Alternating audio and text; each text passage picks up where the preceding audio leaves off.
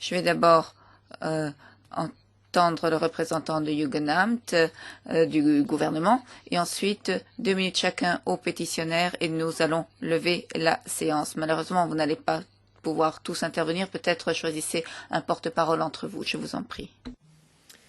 Okay, ich versuche mich ganz kurz zu fassen.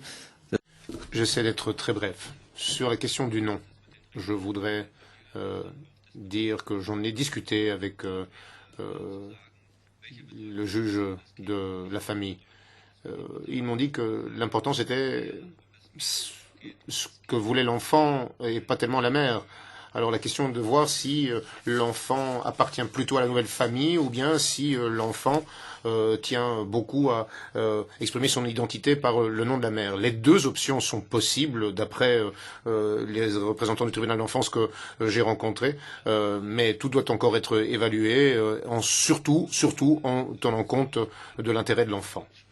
Question posée sur la langue. Bon, la langue officielle en Allemagne, c'est l'allemand. Tout simplement, c'est comme cela. Il en va de même dans d'autres pays.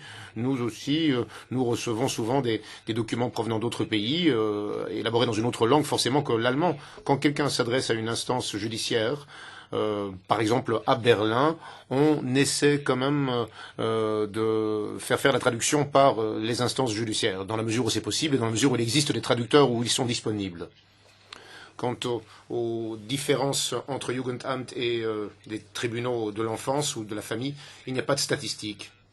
Tout simplement parce que le Jugendamt ne fait pas de recommandations, ne propose pas de décision à l'instance judiciaire. Le Jugendamt fait tout simplement une évaluation de la situation qui est souvent très neutre, très factuelle. Le Jugendamt ne recommande pas une décision, ne donne pas une priorité ou une autre.